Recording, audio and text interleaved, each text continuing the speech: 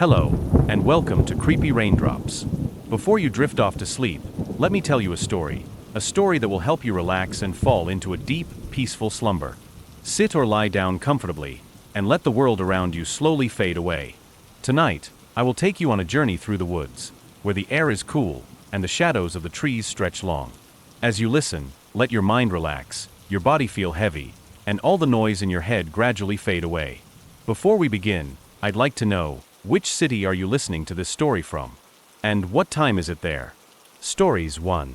The Haunting of Room 13, a California motel's dark secret. The moon hung low in the sky, casting a pale, eerie light over the quiet stretch of highway. For miles, nothing but the blackness of the desert loomed, broken only by the occasional flicker of distant car headlights. In the middle of nowhere, nestled between the rugged hills of California, stood an old, weathered motel, the kind that seemed to belong more to another time than to the present day. It had been around for decades, barely clinging to life, but always there, always waiting for the next weary traveler to stop by. The Desert Winds Motel. To most, it was just another place to rest for a night. A bed, a shower, a television, and a few hours of sleep before continuing on the road. But to those who knew its history, those who were brave enough to ask around, the Desert Winds Motel was far from ordinary. And Room 13? Well, Room 13 was a place you didn't want to stay, not if you valued your sanity. It all began many years ago. Long before the motel had become just another stop for passing tourists, it was a thriving business, popular among truckers and travelers making their way through the California desert. There was something special about that stretch of highway, something that attracted people from all walks of life. But the motel's prosperity would not last forever. One late autumn evening, a man named William Harris checked into the Desert Winds Motel. He was a drifter, no family, no real ties to anyone or anywhere. Just a man with a past he never spoke of, and a future that seemed as uncertain as the road he walked. He'd been passing through when he saw the flickering neon sign, the warm glow of the motel's lights beckoning him in. Little did he know, that night would change his life forever. William was given Room 13, a room that had long been avoided by most. There were rumors, of course, whispers in the dark corners of the motel lobby about the things that happened in that room. But to William, they were just stories. It was just a room, after all. A place to sleep. That night, as the clock struck midnight, something happened that would haunt him for the rest of his days. As he lay in bed, drifting in and out of sleep, he heard it, the sound of footsteps. Slow, deliberate, as if someone was walking around the room. He bolted upright, his heart racing. He glanced around the room, but saw nothing. The moonlight streamed through the window, casting long shadows on the floor. He was alone, or so he thought. And then it came. A voice. A low, rasping whisper that seemed to come from nowhere and everywhere all at once. "Leave now." The words chilled him to the bone, and for a moment, William thought he might be imagining it. But the voice, it was so real, so haunting that he could feel its presence. He could almost taste the coldness in the air. He jumped out of bed, his heart pounding in his chest, and rushed to the door. But as he reached for the handle, he felt something, a force, as if an invisible hand was gripping the door from the other side, preventing him from leaving. He backed away, fear bubbling up inside him. His mind raced as he tried to make sense of what was happening. But no matter how hard he tried to rationalize it, he couldn't. He turned back toward the bed, where the shadows seemed to shift and swirl in the dim light. And that's when he saw it. A figure, standing at the foot of the bed. A woman. Her face was obscured by long matted hair, but her presence was undeniable. She was there in that room, and she wasn't alone. The air grew colder, and William could feel the weight of the woman's gaze, even though he could not see her eyes. "Leave, or you'll never leave." The voice repeated. William's blood ran cold. His heart raced as he stumbled back, trying to make sense of the nightmare he was trapped in. But there was no escaping it. The door wouldn't open, the figure wouldn't move, and the voice, it kept coming over and over again. When morning finally came, William was gone. The door to Room 13 stood wide open, and the bed was empty, as if he had never been there. There was no sign of struggle, no trace of his disappearance. It was as if he had vanished into thin air. The motel staff never saw him again, and when they checked the room, it was as if it had been untouched for years. But from that day on, the Desert Winds Motel was never quite the same. The whispers grew louder, the rumors more persistent. And Room 13, Room 13 became a place to be avoided at all costs. Years passed, and the Desert Winds Motel fell into disrepair. The once bustling establishment was now little more than a forgotten relic of the past. The rooms were empty, save for the occasional brave soul who dared to spend a night. But those who stayed in room 13 never left the same. They would return to the front desk with vacant eyes, their faces pale and haunted, as if they had seen something that no one else could see. The staff of the motel learned quickly not to question them. It was simply better not to ask. And so, the motel remained waiting. Waiting for the next traveler to check in. Waiting for the next soul to wander into room 13. And for those who dared to enter that room, they would find themselves trapped, just as William Harris had been all those years ago. But the worst part?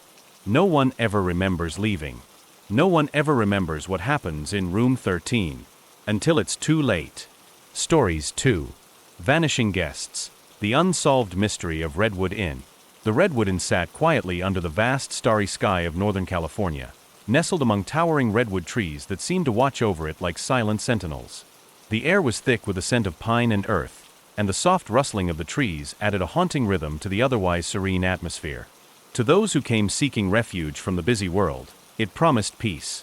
For many, it was the perfect getaway, a quaint, secluded spot to unwind and escape the chaos of everyday life. But for those who spent enough time at the Redwood Inn, it became clear that not everything was as it seemed. There were things in the shadows, things that whispered through the trees at night, and things that seemed to vanish without a trace. The inn had a reputation of sorts, though few were brave enough to speak of it aloud. It wasn't that people were afraid to visit, it was just that, over the years, strange things had happened to those who checked in. Guests would arrive, enjoy their stay, and then disappear. No one could explain it, and the authorities never got involved.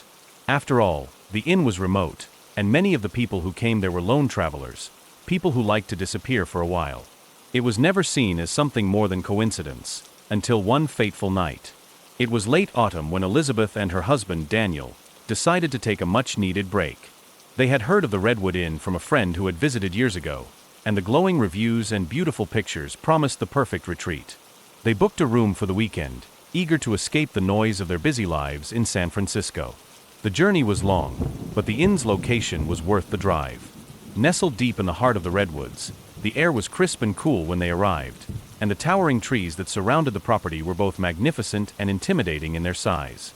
The inn itself was a charming rustic structure, a two-story building made of old wood and stone, its porch lined with hanging ferns and the soft glow of vintage lamps. Elizabeth and Daniel checked in at the front desk, where they were greeted by a woman named Clara.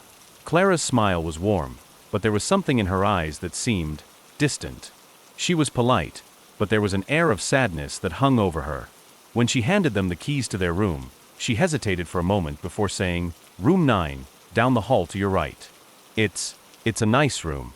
A lot of people like it there." Elizabeth thanked her, but Clara's gaze lingered on them for a moment too long, and they both felt a strange chill in the air. The room was cozy, with a large bed draped in a thick quilt, a fireplace that crackled gently in the corner, and a window that offered a stunning view of the forest. It was quiet, almost too quiet, but Elizabeth attributed it to the isolation of the inn. After settling in, they decided to take a walk through the woods, leaving the room behind and venturing out into the stillness of the redwoods. As they wandered through the forest, they noticed something strange. The deeper they went, the quieter it became. The usual sounds of nature, the chirping of birds, the rustling of leaves, seemed to vanish. It was as though the forest itself was holding its breath, waiting for something. And then, in the distance, they saw something that caught their attention. A figure standing among the trees. It was a woman, dressed in a long white gown that seemed to glow in the dim light. She stood motionless, her face turned away from them, as though she was unaware of their presence.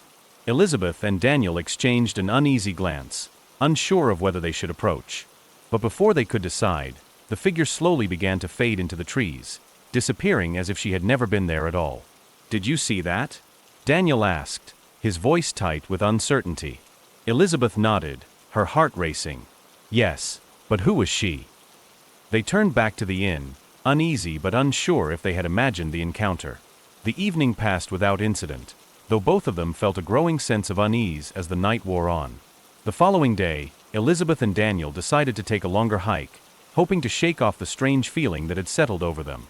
As they passed through the woods, they noticed something unsettling. There were no other guests around. The parking lot was empty, and the inn seemed eerily quiet. Clara had mentioned that the inn was fully booked for the weekend, but they hadn't seen anyone else during their stay. When they returned to the inn in the late afternoon, Clara was nowhere to be found. They searched the building, calling out for her, but there was no answer. The inn was completely silent, as if the entire place had been abandoned.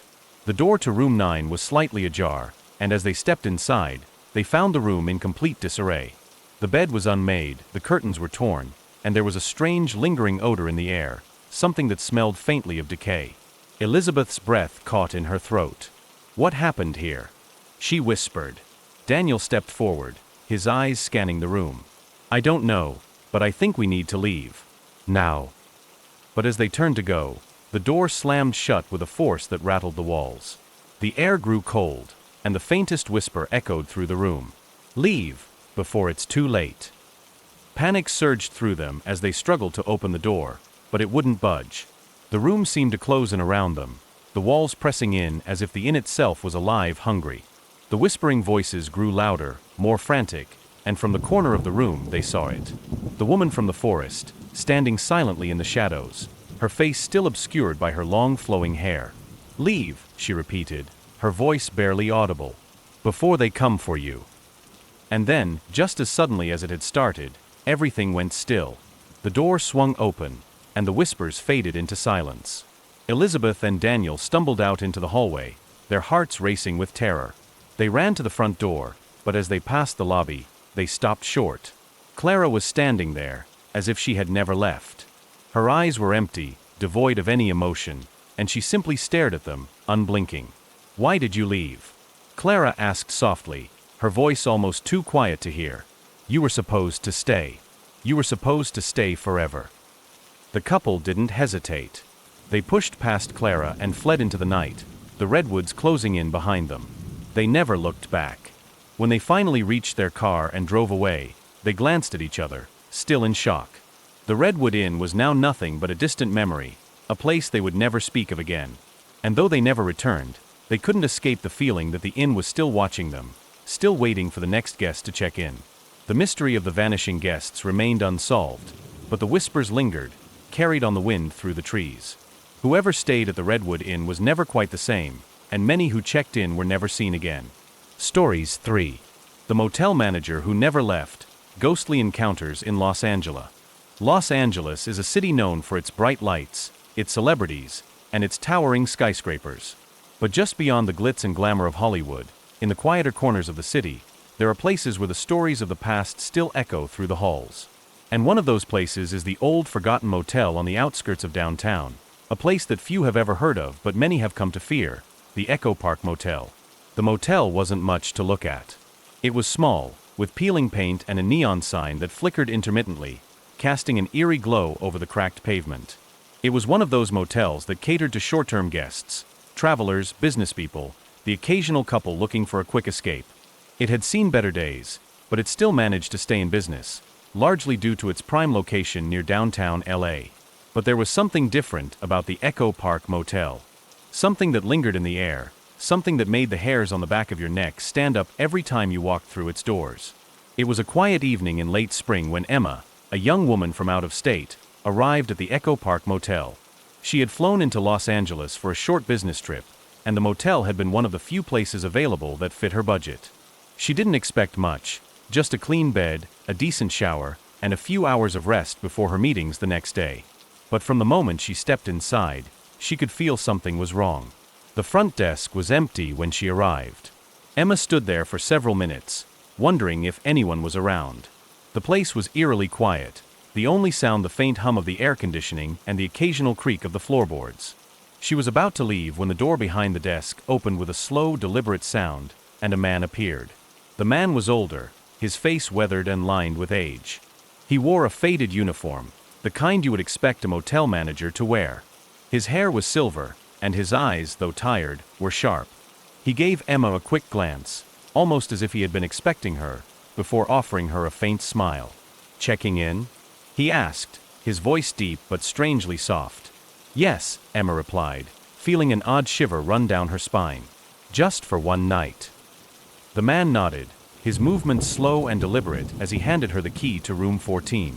It's just down the hall, he said, pointing toward a door at the far end of the corridor. You'll find everything you need. Let me know if you need anything else. Emma thanked him, feeling the weight of his gaze on her as she walked away. There was something unsettling about the man, something that made her feel like he was watching her every move. But she brushed it off as nothing more than the nervous energy she often felt when traveling alone. She made her way to room 14, which, to her surprise, was clean and simple. The bed was made neatly, the curtains drawn, and the faint smell of antiseptic lingered in the air. She set her bag down on the dresser and decided to take a quick walk around the neighborhood before settling in for the night. But as she stepped outside, she couldn't shake the feeling that she was being watched. She looked around the parking lot, but there was no one in sight. The motel was eerily quiet, with only the faint sounds of distant traffic and the occasional chirp of a bird in the trees. When Emma returned to her room later that evening, the atmosphere had changed. It was darker now, the shadows in the hallway stretching long and thin. As she walked past the front desk on her way to her room, she saw the manager once again. He was sitting in a chair behind the desk, his eyes fixed on her as she passed. His gaze was intense, almost as if he was studying her, waiting for something. She tried to ignore him and quickly entered her room, locking the door behind her. She sat on the bed and turned on the television, trying to distract herself from the strange feeling that had settled in her chest. But no matter how hard she tried, she couldn't shake the sense of unease. The air in the room felt heavy, thick with an energy she couldn't explain. And then, just as she was about to turn off the television and try to get some sleep, she heard it. A knock at the door. At first, she hesitated, wondering if she had imagined it. But then it came again, this time louder, more urgent. She stood up slowly, her heart racing in her chest. Who could it be at this hour? She peered through the peephole, but there was no one there. The hallway outside was empty, silent. A chill ran down her spine. Without thinking, she unlocked the door and stepped outside. There was no sign of anyone, no trace of the manager, no footsteps, no movement at all. The hallway was as quiet as ever. But as she turned to go back inside, something caught her eye, a figure standing at the far end of the corridor, just outside the office. It was the manager, but this time, something was wrong. His posture was unnaturally stiff, his face expressionless. His eyes were fixed on her, and there was a strange, almost empty look in them, as if he were seeing through her, not truly looking at her at all. "Are you okay?" Emma called out, her voice shaking. The man didn't respond. He simply stood there, unmoving, his gaze locked on her. Slowly, he turned and walked back into the office, disappearing through the door without a sound. Emma felt a cold rush of dread wash over her. Something wasn't right. She quickly retreated into her room, locking the door behind her again. Her mind raced with questions, but no answers came. Who was the manager? Why did he seem so strange? And why couldn't she shake the feeling that he wasn't truly alive? As the night dragged on, Emma struggled to sleep. The sounds of the motel seemed to grow louder, the creaks of the old building amplifying in the stillness. Every few minutes, she would hear footsteps outside her door, the soft shuffle of shoes on the carpet. But when she looked, there was never anyone there. Finally, in the early hours of the morning, Emma decided to check out. She couldn't shake the sense of dread that had been growing in her chest all night. As she passed the front desk to return the key, she saw the manager once again, sitting silently behind the desk. "Checking out already?" he asked, his voice low and soft. "Yes," Emma replied, her voice barely above a whisper. "I'm afraid I can't stay any longer." The manager's expression didn't change. He simply nodded, his eyes following her every movement as she made her way out the door. It wasn't until she was halfway down the street, her car parked in the lot, that she glanced back one final time at the motel. The building was silent, the lights flickering as if the place were alive with some unseen energy. But what made Emma's heart stop was the realization that she hadn't seen the manager leave the office. She hadn't heard the door open. And yet, when she looked back, there he was, standing in the window of the office, his face pressed against the glass, staring at her. His eyes never blinked. And as Emma drove away, the feeling of his gaze followed her, long after she had left the Echo Park Motel behind. Stories 4. The Forgotten Motel, a tale of ghosts and secrets in the California desert. In the heart of the California desert, Where the land stretches endlessly beneath a harsh, unforgiving sun, there stood an old, dilapidated motel. The kind of place you might drive past without a second thought, its weathered sign swaying in the hot breeze, its windows clouded with years of dust. It was a place forgotten by most, a relic from a time when the highway that ran through the desert was once a bustling route, filled with travelers and weary souls seeking rest.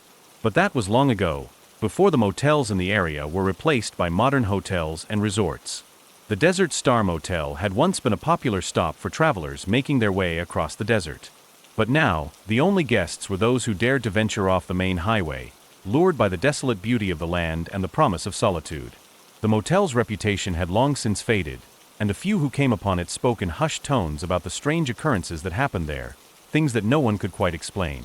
It was late autumn when Anna and her fiancé, Luke, found themselves passing through the desert. They had been driving for hours, the dry landscape stretching out before them, with nothing but the occasional cactus or tumbleweed to break the monotony. They were on their way to a wedding in a nearby town, and after a long day of driving, they decided to stop for the night. As they approached the Desert Star Motel, Anna felt an odd sense of unease. It was as if something about the place was pulling at her, a force she couldn't quite understand. The motel stood alone in the vast expanse of desert, its faded sign barely visible against the setting sun.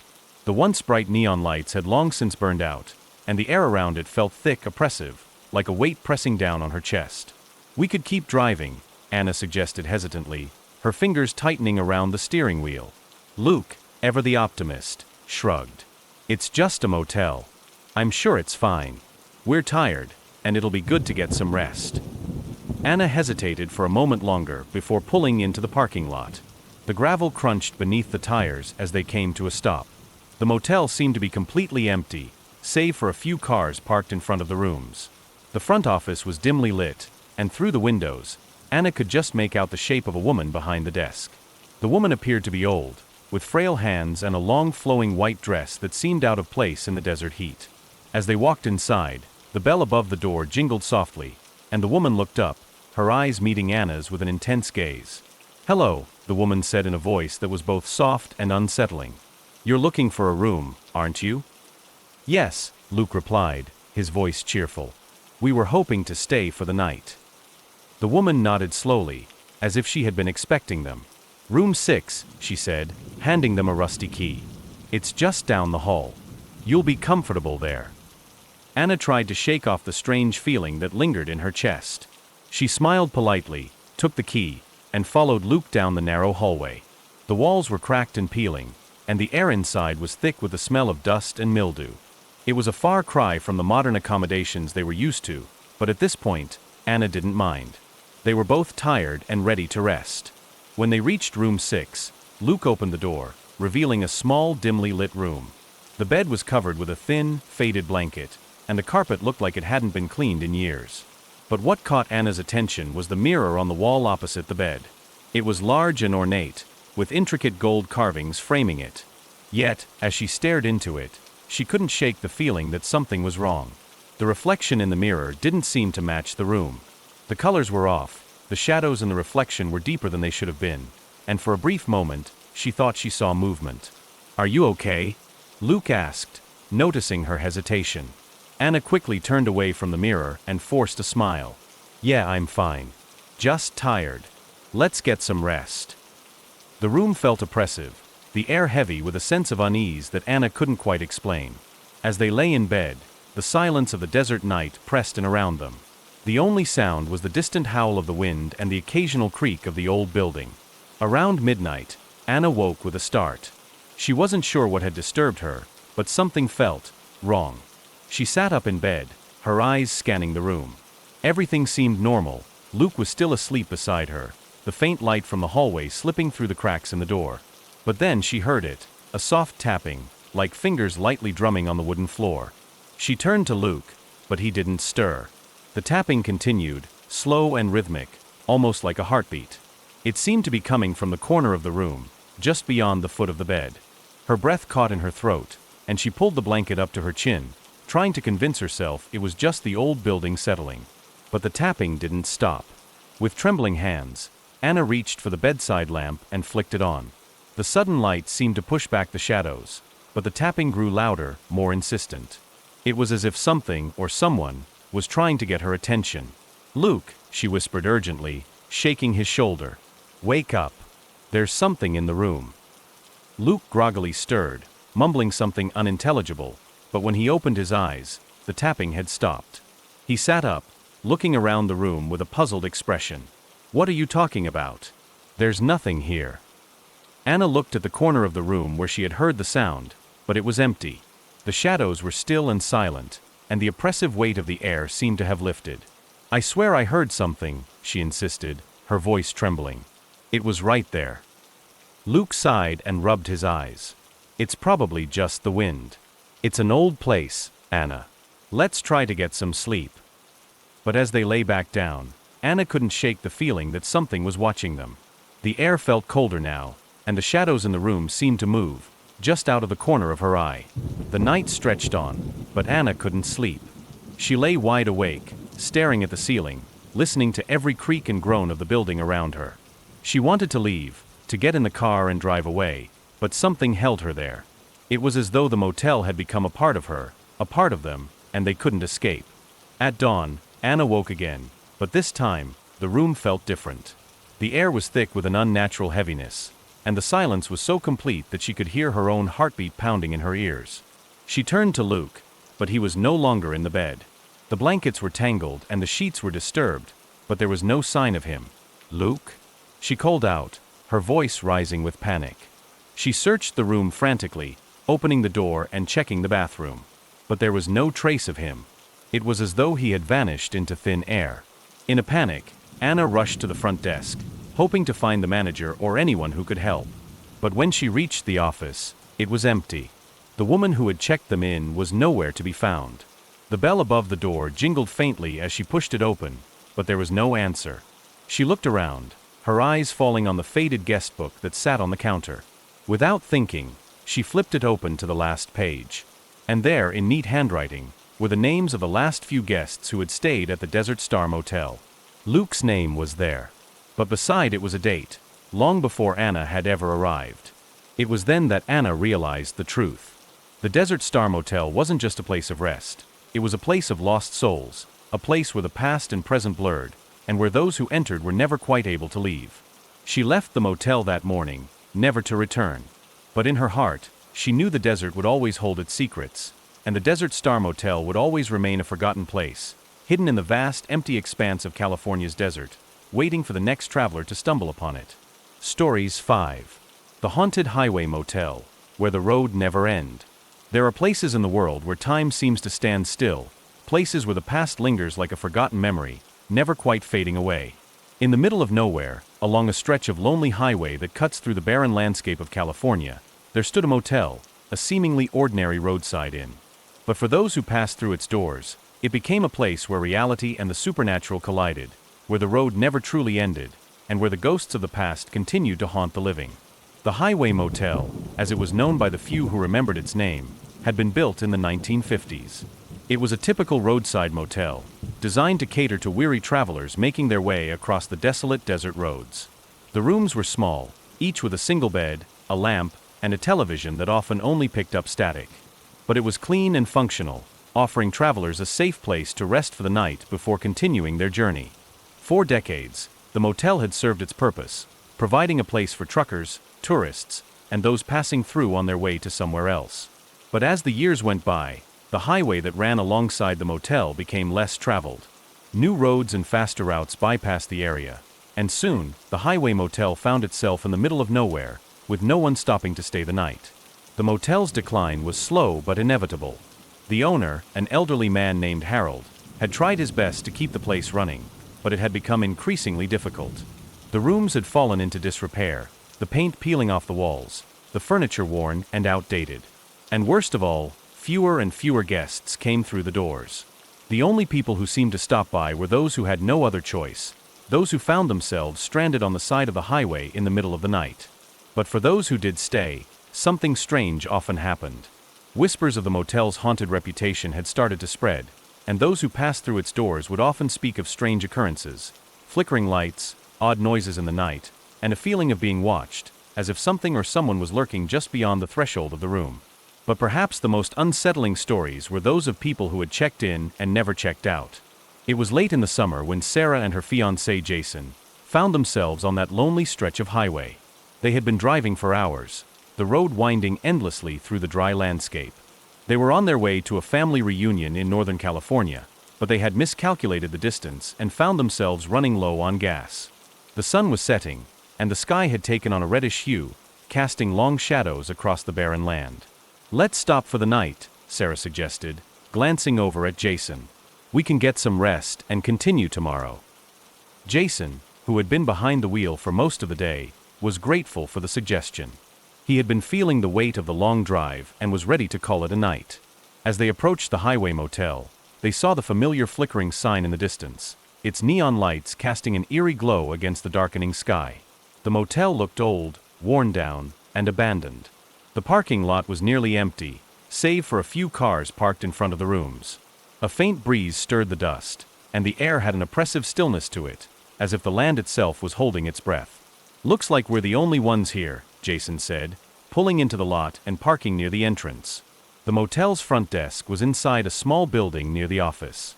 The door creaked as Sarah pushed it open, and she was immediately greeted by a musty smell, the smell of age and neglect. Behind the counter stood a woman, older than Sarah had expected, with dark, hollow eyes and a face that seemed to have seen too much. She was tall and thin, her skin pale as if she hadn't seen sunlight in years. "Checking in?" the woman asked, her voice soft but strange, almost as if she hadn't spoken to anyone in a long time. "Yes," Sarah replied, trying to ignore the strange feeling that washed over her. "We'll take a room for the night." The woman handed them a key, her fingers cold against Sarah's skin. "Room 5, she said. "Down the hall. You can't miss it." Sarah smiled politely and took the key. As she turned to leave, the woman's gaze followed her every move. "Be careful," the woman added, her voice barely a whisper. "The road never really ends here." Sarah tried to shake off the eerie warning as she made her way to the room. Jason was already waiting by the car, stretching his legs after the long drive. "What did she say?" he asked as Sarah approached. "Just a strange warning," Sarah replied, trying to keep the unease from her voice. "She said the road never ends here." Jason chuckled. "Sounds like some kind of ghost story. Let's get inside and get some sleep." Room 5 was located at the far end of the motel, and as they walked down the narrow corridor, Sarah couldn't shake the feeling that the building seemed to stretch on forever. The lights flickered overhead, casting strange shadows that seemed to move with them.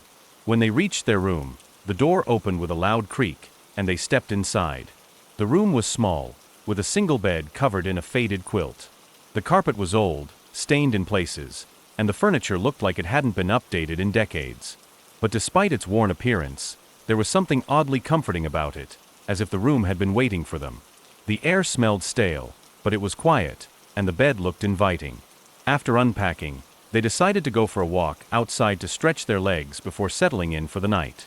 The desert night air was cool, and the stars above were bright, twinkling in the dark sky. The silence was deafening, broken only by the occasional rustle of wind through the dry brush.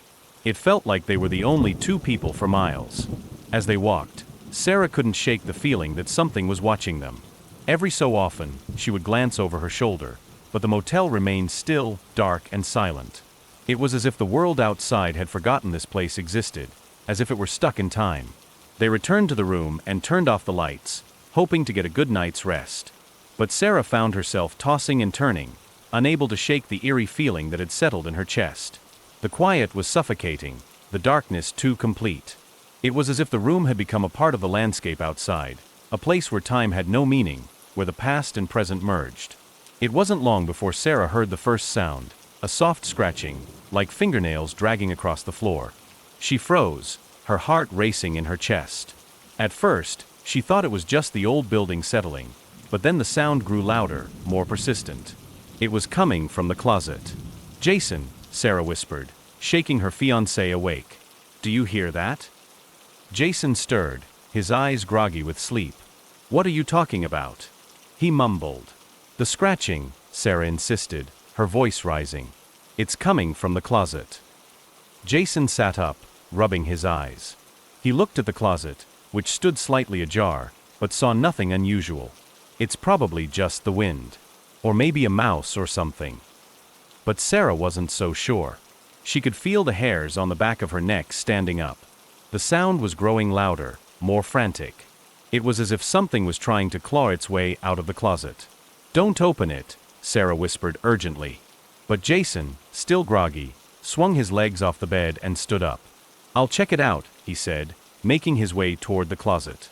As he reached for the door, the sound stopped. The room went completely silent. Jason hesitated, then slowly pulled open the door. But there was nothing inside. The closet was empty, just a small dark space with a few hangers and some old and used towels. But as he closed the door, Sarah noticed something strange, a faint, almost imperceptible smudge on the floor, as if someone had been there, just moments before. They decided to lock the door and try to sleep, but Sarah couldn't shake the feeling that they were not alone in that room. She lay awake, her eyes fixed on the ceiling, listening for any sounds in the darkness. In the early hours of the morning, Sarah awoke with a start. Jason was still asleep beside her, but the room felt different. The air was thick with an unnatural heaviness, and the shadows in the corners seemed to shift and writhe. A low hum filled the room, like a distant engine, but there was no car in sight. Then she saw it, a figure standing in the doorway, shrouded in darkness. It was tall and thin, with hollow eyes and a crooked smile that sent a chill down her spine. She couldn't move, couldn't speak. The figure stepped forward, slowly, its presence pressing down on her chest. "Get out," the figure whispered, its voice cold and distant. "You don't belong here." And then, just as suddenly as it had appeared, the figure vanished. The air returned to normal, and the room was silent once more. Sarah woke Jason, but when they went outside to leave, the motel had vanished. The building was gone, replaced by the endless stretch of highway and desert. They looked in disbelief, but there was no sign of the motel, no trace of the road that had brought them here. The highway motel had never existed.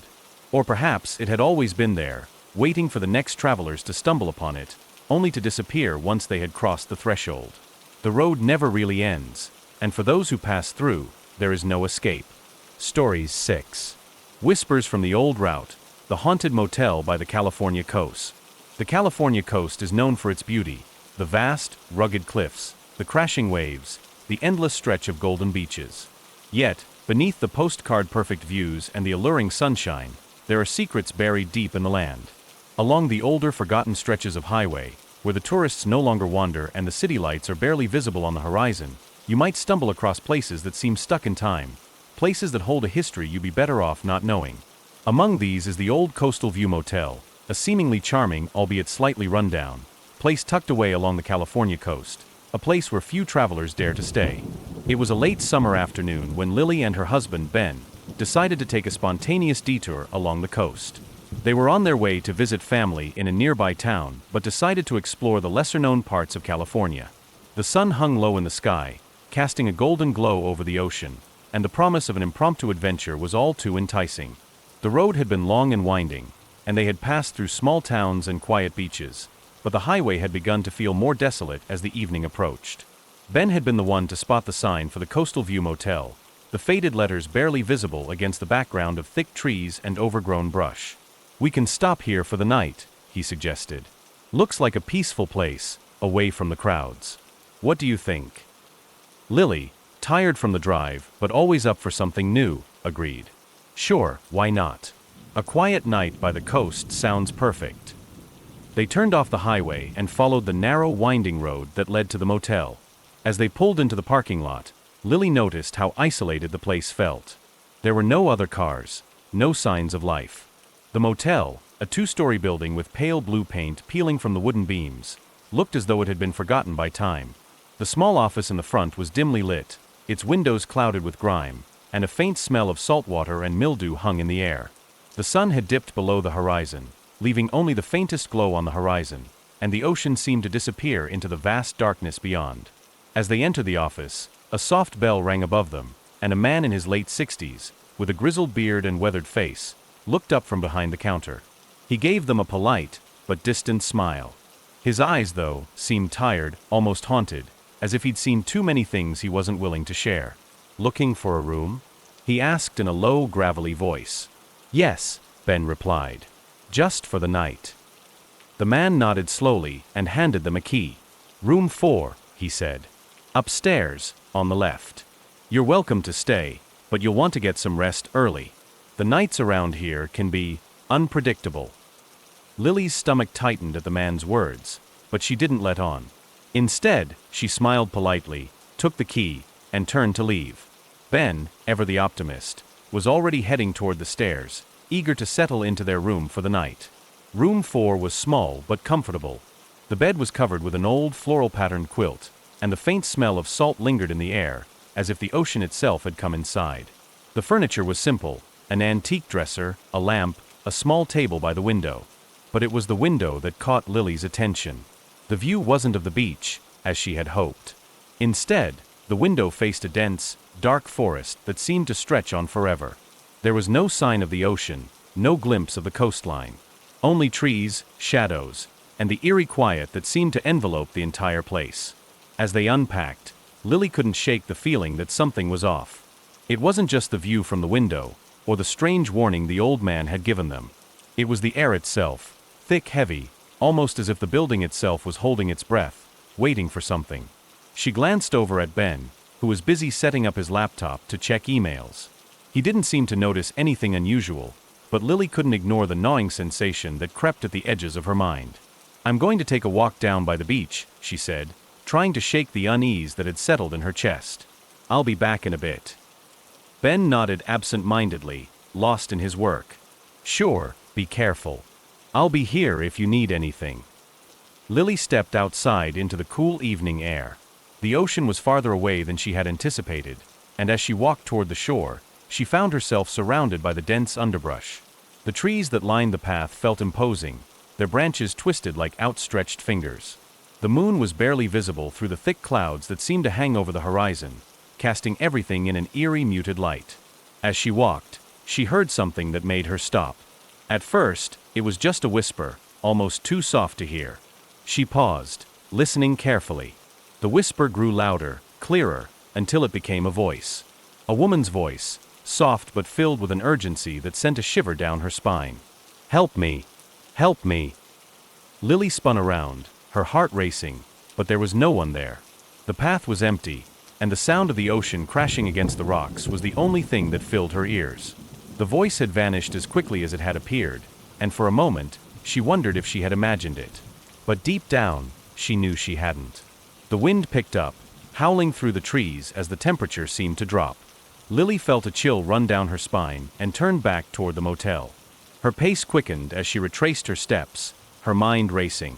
The voice was still echoing in her head, a whisper that she couldn't shake. When she returned to the room, Ben was still sitting at the desk, typing away on his laptop. He looked up at her with a concerned expression. "Everything okay?" Lily forced a smile. "Yeah, just needed some fresh air. It's a little more isolated here than I thought." Ben laughed softly. "Yeah, I noticed that too. But hey, it's peaceful, right?" Lily nodded, though her unease hadn't gone away. She couldn't shake the feeling that there was something more to this place, something hidden just beneath the surface. She didn't want to share her experience with Ben. She didn't want to worry him unnecessarily. But the voice, the feeling of being watched, the oppressive stillness in the air, something about it felt wrong. That night, as they settled into bed, the quiet of the motel pressed in on them, and Lily struggled to fall asleep. She kept hearing faint creaks, as though the building itself was groaning under the weight of some unseen presence. The wind howled outside, and the shadows in the room seemed to grow longer, more pronounced. The forest outside their window seemed to come alive in the darkness, its branches scratching softly at the glass, as if trying to get in. In the dead of night, Lily awoke with a start. A voice was calling her name, soft and haunting. At first, she thought it was just a dream, but when she opened her eyes, the room was still and dark. The voice came again, closer this time. "Lily, Lily." She turned to Ben, but he was sound asleep, his back turned toward her. She glanced around the room, her heart pounding in her chest. The door was still closed, the window still shut, but the voice was getting louder, more urgent, and it was coming from within the walls. Without thinking, Lily got out of bed and stepped toward the door. The hallway outside was dark, the air heavy and cold. She could hear the soft whispering, faint and distant, but it was impossible to tell where it was coming from. The building seemed to hum with an unnatural energy, and Lily felt drawn toward it, as if some unseen force was pulling her along. She walked slowly down the hallway, following the whispers. The walls felt cold to the touch, and as she passed by the rooms, she couldn't help but notice that the doors were slightly ajar, as though inviting her in. She reached the end of the hallway, where the door to the stairwell stood. The whispers seemed to be coming from below. Lily descended the stairs, her breath shallow, her pulse quickening. The air grew colder as she reached the bottom, and the whispers became clearer. They were no longer a faint murmur, they were voices, many voices, all speaking at once, a chorus of despair. She stepped into the dimly lit basement, where she found the source of the voices, a small hidden room, its walls covered in old newspaper clippings, faded photographs, and strange symbols. In the center of the room stood an altar, its surface worn and stained with age. The voices were coming from the altar, echoing in the cold, damp air. A figure appeared before her, a woman draped in tattered white clothing, her eyes hollow and vacant, her mouth open in a silent scream. The woman reached out toward Lily, her hand cold as ice. "Help me! Help me!" the woman whispered, her voice full of agony. Lily backed away, her heart pounding in her chest. The whispers grew louder, more desperate, until it felt like the entire building was alive with the voices of the lost, the tortured souls trapped within its walls. She turned and fled, racing back up the stairs, her breath coming in ragged gasps. When she returned to the room, she found Ben still asleep, unaware of the horrors she had just encountered. She collapsed onto the bed, trembling, her mind racing. What had she seen? What had she heard? And why had she felt so drawn to the voices? The next morning, they left the motel as quickly as they could, the events of the previous night lingering in Lily's mind like a shadow. As they drove away, she looked back at the Coastal View Motel one last time, but when she glanced in the rearview mirror, it was gone. The building, the parking lot, the strange path through the trees, everything had vanished, as though it had never existed. But deep down, Lily knew the truth. The Coastal View Motel was more than just a forgotten roadside inn. It was a place where the lost, the forgotten, and the tortured souls of the past still lingered, waiting for the next traveler to wander into their grasp. And the whispers from the old route would never truly fade away. Thank you for listening to this story all the way to the end. Have a good night's sleep, and may you dream sweetly. Don't forget to subscribe so you won't miss the next chilling story. Good night.